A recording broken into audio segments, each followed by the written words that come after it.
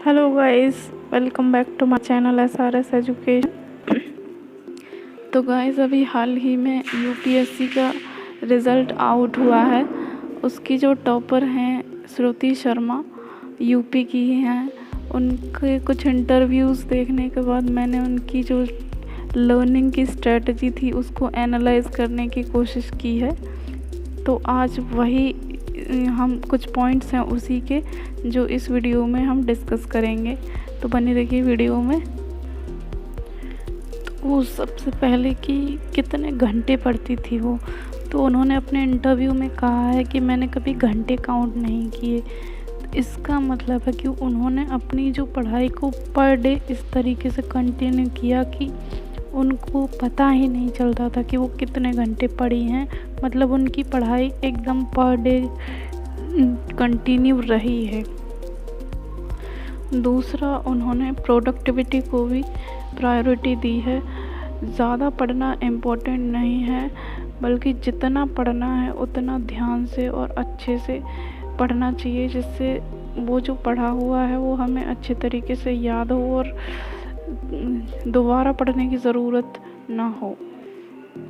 तीसरा, उन्होंने अपने सब्जेक्ट्स को भी बैलेंस करके रखा, सारे सब्जेक्ट को इक्वली टाइम दिया। अगर कोई सब्जेक्ट छूट जाता है तो वहीं हमारा रिज़ल्ट ख़राब होने लगता है, इसलिए सारे सब्जेक्ट्स को साथ लेकर चलना चाहिए। ऐसा नहीं है कि एक सब्जेक्ट छोड़ दिया आपने और बाकी सब्जेक्ट को अच्छा प्रिपेयर कर लिया, तो यहाँ आपका रिज़ल्ट ख़राब हो सकता है। फोर्थ चीज़ है ब्रेक्स में पढ़ना। मैंने भी आपको पहले एक वीडियो में बताया कि ब्रेक हमारे लिए कितना ज़रूरी होता है। ये बहुत ही रिफ़्रेशिंग होता है, क्योंकि अगर आप लगातार पढ़ते रहते हैं तो हमारा जो माइंड है वो उतनी अच्छी तरीके से कैच नहीं कर पाता है चीज़ों को। तो ब्रेक बहुत ज़रूरी होता है और श्रुति ने भी इसी चीज़ को फॉलो किया। उन्होंने अपनी पढ़ाई को ब्रेक्स में करके कंटिन्यू किया। इससे आप ज़्यादा देर तक कंटिन्यू भी कर पाएंगे। अब फिफ्थ चीज़ है कि अपने अकॉर्डिंग पढ़ाई करें। उन्होंने भी इस चीज़ को फॉलो किया। उन्होंने अपने हिसाब से अपना ब्रेक्स वगैरह डिसाइड किए, अपनी स्ट्रेटजी अलग से डिसाइड की, उन्हें किस टाइम पढ़ना अच्छा लगता है। ऐसा ज़रूरी नहीं है कि कोई सुबह में अच्छा पढ़ रहा है तो आप भी अच्छे पढ़ें सुबह में। ये सबका अलग अलग होता है। हो सकता है आपको रात में ज़्यादा प्रोडक्टिविटी टाइम निकाल पाते हो, या फिर कोई सुबह में रिफ़्रेशिंग मूड होता है उसका, तो वो सुबह में अच्छे से पढ़ पाता है। तो ये सब चीज़ें आप अपने तरीके से डिसाइड करें, किसी की नकल करके ये पॉसिबल नहीं होता है। अगली चीज़ जो उन्होंने फॉलो करी वो थी टारगेट से क्या होता है, हम सोचने में ज़्यादा टाइम वेस्ट नहीं करते हैं कि अब मुझे क्या पढ़ना है।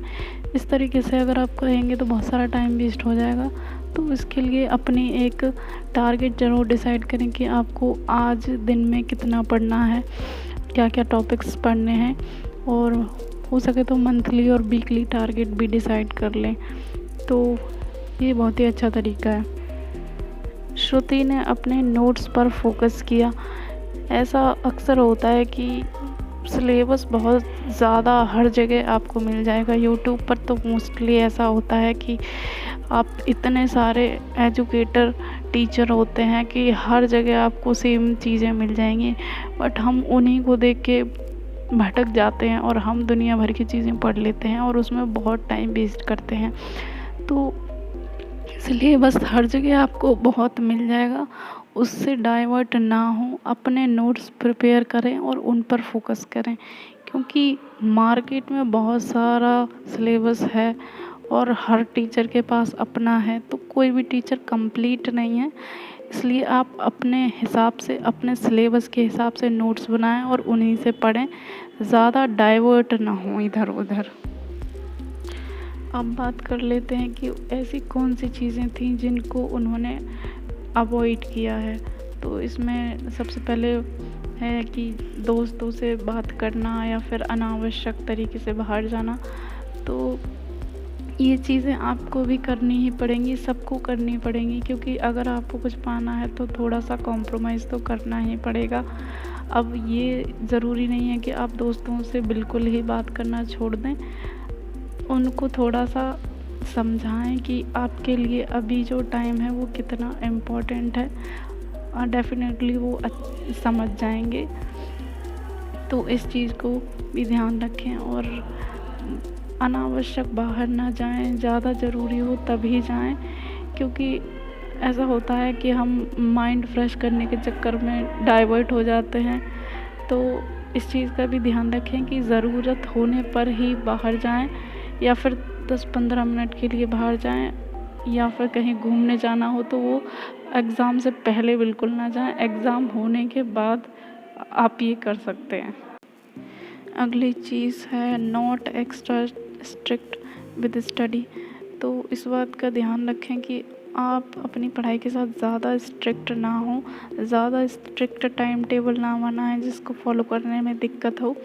थोड़ा सा फ्लेक्सिबिलिटी बना कर रखें पढ़ाई में, कभी सुबह कभी शाम सब्जेक्ट चेंज, इस तरीके से आप करेंगे तो आप ज़्यादा कंटिन्यू कर पाएंगे स्टडी को ज़्यादा टाइम तक, और प्रोडक्टिविटी भी बेहतर होगी आपकी। तो इसका भी ध्यान रखें। लास्ट थिंग जो उनकी इस सक्सेस में साथ रही वो थी पेरेंट्स का सपोर्ट, क्योंकि जब हमें कोई एनकरेज करता है कोई काम करने के लिए तो जो हमारी स्पीड होती है वो दोगुनी हो जाती है। तो पेरेंट्स का सपोर्ट बहुत ज़रूरी है। तो कोशिश करें पेरेंट्स को समझाने की, उनको विश्वास में लेने की। तो आई होप आपको वीडियो पसंद आया होगा। अगर पसंद आया है तो इसे लाइक, शेयर और सब्सक्राइब ज़रूर करें। Thank you.